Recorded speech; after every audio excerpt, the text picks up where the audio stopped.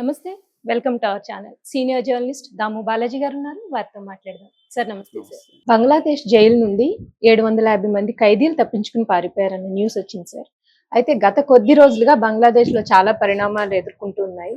So అసలు ఈ పరిణామాలు ఏంటి? ఎందుకని ఇలా జరుగుతుంది బంగ్లాదేశ్‌లో? అలాగే ఇది వరల్డ్ వైడ్ కూడా చాలా అందరూ షాక్ అయ్యారు ఈ న్యూస్. అంటే 750 ఖైదీలు తప్పించుకుని వెళ్ళడం అంటే చిన్న విషయం కాదు అని. సో దీని గురించి మీరు ఏమంటారు? బంగ్లాదేశ్‌లో జూలై నుంచి అల్లర్లు జరుగుతున్నాయి. దాన్ని మనం అల్లర్లు అంటున్నాం, వాళ్ళు రెవల్యూషన్ అంటున్నారు, విద్యార్థి విప్లవం అని. ఎందుకంటే ప్రధానంగా విద్యార్థులు పాల్గొన్నారు. ఢాకా యూనివర్సిటీ నాయకత్వం వహించింది.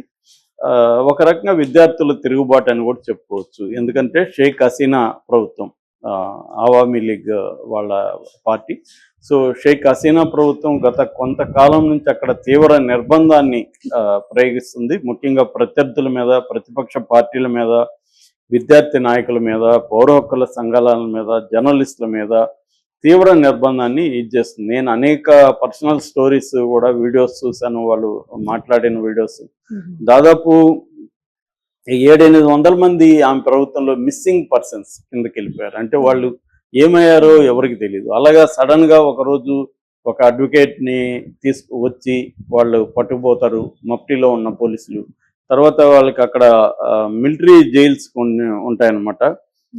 మిలిటరీ హౌస్ ఆఫ్ మిర్రర్స్ అని ఒక ఫేమస్ నోటోరియస్ జైలు ఉంది. దాంట్లో అతన్ని పెట్టారు ఆ లాయర్ని. ఆ లాయర్కి వెలుగు అనేది లేదు.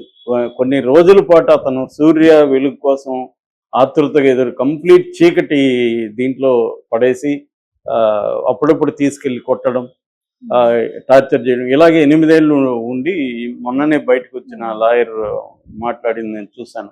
అలాగే చాలామంది వీళ్ళు ఈ ప్రభుత్వంలో మిస్సింగ్ పర్సన్స్ కావచ్చు, చంపేసిన సంఘటనలు బోల్డ్ ఉన్నాయి. వాళ్ళని అరెస్ట్ చేసి కేసులు పెట్టి జైళ్ళలో వేసిన సందర్భాలు ఉన్నాయి. అలాగే పెద్ద ఎత్తున చేసేసరికి ఏం చేశారంటే తిరుగుబాటు అనేది వీటన్నిటి రీత్యా అన్నిటికంటే ఇన్స్టిగేట్ చేసిన ఇది కోటా సిస్టమ్. కోటా ఏంటంటే బంగ్లాదేశ్ 1971లో విడిపోయింది పాకిస్తాన్ నుంచి.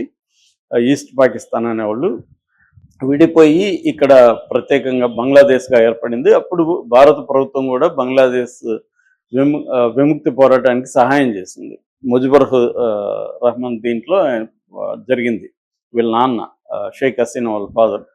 సో ఆ టైంలో అక్కడ పాల్గొన్న వాళ్ళ పిల్లలకి, మనవాళ్ళకి, మనవరాళ్ళకి, వాళ్ళకి ఇంకా కోటా ఇస్తూనే ఉన్నారు అన్ని దీంట్లో. ఆ కోటా వల్ల ఏమవుతుందంటే విద్యార్థులకి ఆల్రెడీ నిరుద్యోగం పెద్ద ఎత్తున ఉంది, విద్యార్థులకి వాటాలు రావట్లేదు. ఈ కోటా పేరుతో హసీనా బంధువులు వీళ్ళకే ఇచ్చేస్తున్నారు. వీళ్ళందరూ ఉద్యమంలో పాల్గొన్నట్టు రికార్డులు క్రియేట్ చేసేసి వాళ్ళకే టాప్ పొజిషన్లో సివిల్ సర్వెంట్స్ అంతా కూడా హసీనా బంధువులతో నింపేసింది. సో దాంతో తీవ్రమైన వ్యతిరేకత వచ్చింది. ఢాకా యూనివర్సిటీ విద్యార్థుల ఆధ్వర్యంలో దేశవ్యాప్తంగా ఒక విప్లవం లాంటిది వచ్చింది. చివరికి ఈమె మీదకి వచ్చేసరికి ఈమె వాళ్ళ సిస్టర్తో కలిసి రహస్యంగా ఒక మిలిటరీ హెలికాప్టర్లో పారిపోయి ఇండియాకి వచ్చింది. ఇండియా ముందు నుంచి మన ఇందిరాగాంధీ పీరియడ్ నుంచి కూడా ఈ షేక్ హసీనా ఫ్యామిలీకి ఫ్రెండ్స్ అనమాట, అవామీ లీగ్కి ఫ్రెండ్స్. సో అందువల్ల ఇందిరాగాంధీ పీరియడ్లో కూడా వీళ్ళు ఇలాగే వచ్చి ఇక్కడ రక్షణ తీసుకున్నారు. వాళ్ళ ఫ్యామిలీని అంతా అప్పుడు చంపేశారు అక్కడ మిలిటరీ నియంతలు. చంపేసినప్పుడు ఈమె వీళ్ళ సిస్టర్ వచ్చి అప్పుడు కూడా ఇందిరాగాంధీ పీరియడ్లో తీసుకున్నారు. ఇప్పుడు కూడా మోడీ ప్రభుత్వం కూడా బంగ్లాదేశ్ లో షేక్ హసీనా ప్రభుత్వంతో చాలా మంచి టర్మ్స్లో ఉన్నారనమాట. అందుకని ఇప్పుడు కూడా వాళ్ళకి మోడీ ప్రభుత్వం ఇచ్చేసింది. ఈ క్రమంలో ఏంటంటే విద్యార్థులు ఉద్యమంలో భాగంగా వాళ్ళు ఏం చేశారంటే విద్యార్థి బృందాలు జైళ్ళ మీద దాడులు చేసి ఈ ఖైదీలంతా విడిపించారు. అలాగా 2200 మందిని వాళ్ళు విడిపించారనమాట. ఢాకా దగ్గర నార్సింగ్ జైలు ఉంది, ఢాకాకు తూర్పున ఉంటుంది. ఈ నార్సింగ్ జైలు మీద దాడి చేశారు. ఫస్ట్ దాడి చేసి మొత్తం ఖైదీలను విడుదల చేశారు. అలాగే కషింపూర్ జైలు అని ఉంటుంది. మొత్తంగా 13 సెంట్రల్ జైళ్ళు, 55 డిస్ట్రిక్ట్ జైళ్ళు బంగ్లాదేశ్లో ఉంటాయి. ఈ జైళ్ళన్నిటి మీద ఈ స్టూడెంట్ లీడర్స్ బృందాలు వెళ్ళి దాడులు చేసి విడిపించేశారు. 2200 మంది వచ్చేసారు. అయితే ఇందులో నేను ఇందాక చెప్పినట్టుగా జర్నలిస్టులు వీళ్ళే కాదు, లాయర్లు, జర్నలిస్టులు, ప్రజాస్వామ్యం కోసం పోరాడే వాళ్ళు వీళ్ళే కాకుండా కరుడు గట్టిన నేరాలు చేసిన వాళ్ళు, హంతకులు, ఉరిశిక్ష పడిన వాళ్ళు, ఉగ్రవాదులు వీళ్ళందరూ కూడా ఉన్నారు. వీళ్ళందరూ కూడా బయటకు వచ్చేసారు. సో దాని తర్వాత ఇప్పుడు ఒక కొత్త గవర్నమెంట్, మహమ్మద్ యూనస్ అని ఎకనామిస్ట్, ఎకనామిక్స్లో నోబెల్ ప్రైజ్ వచ్చిన వ్యక్తి, మైక్రో ఎకనామిక్స్, ఆయనకి నోబెల్ ప్రైజ్ వచ్చింది. ఆయన్ని విద్యార్థి నాయకులు, మిలిటరీ నాయకులు తీసుకొచ్చి ఆయన్ని ఇప్పుడు కేర్ టేకర్ లాగా పెట్టారు. ఇంకా ఆయన ప్రధానమంత్రి కానీ ఏమీ పదవి లేదు, ఆయన అడ్వైజర్ అన్నట్టు. సో ఇప్పుడు మంత్రులకు కూడా అడ్వైజర్లని పిలుస్తున్నారు, మిగతా మంత్రులను ఎవరు పిలవట్లే. కొంతమంది అడ్వైజర్లను పెట్టుకొని ఆయన చీఫ్ అడ్వైజర్గా ఉంటున్నాడు. ఇప్పుడు ఆయన ముందున్న కర్తవ్యం ఏముందంటే, గతంలో ఈ విద్యార్థి ఉద్యమాలు జరిగిన వాళ్ళ డిమాండ్స్ నెరవేర్చాలి. అప్పట్లో జ్యుడిషియరీ మీద కూడా విమర్శ వచ్చింది, చీఫ్ జస్టిస్ కూడా రిజైన్ చేశాడు, వాళ్ళకి నియామకాలు చేయాలి. తర్వాత ఎవరెవరు తప్పించుకున్నారు, వీళ్ళల్లో నిజమైన నేరస్తులు ఎవరని తేలితే ఇందులో ఆల్రెడీ 1500 మందిని పట్టుకొని మళ్ళీ లోపలికి తీసుకొచ్చారు. అయితే 700 మంది మాత్రం ఇప్పటికి కూడా దొరకట్లేదు. ఈ 700 మంది ఎవరంటే కరుడుగట్టిన తీవ్రవాదులు, ఉరిశిక్ష పడిన ఖైదీలు, నిజంగా నేరాలు చేసి జైలు శిక్షలు పడిన వాళ్ళు 700 మంది మాత్రం బయటే ఉన్నారు ఇప్పటికి కూడా. వీళ్ళ కోసం ఇప్పుడు వెతుకుతున్నారు. ఇది నిన్ననే అనౌన్స్ చేశారు 700 మంది. ఇది ప్రపంచవ్యాప్తంగా వైరల్ అయింది. సో అది ఒక ఆస్పెక్ట్. రెండో ఆస్పెక్టు, ఈ మహమ్మద్ యూనస్ వచ్చిన తర్వాత మైనార్టీస్ మీద, ముఖ్యంగా హిందువుల మీద, మైనార్టీస్ అంటే బంగ్లాదేశ్లో హిందువులు అక్కడ పెద్ద ఎత్తున ఉంటారు. దాదాపు 8% పాపులేషన్లో హిందువులు ఉంటారు అక్కడ.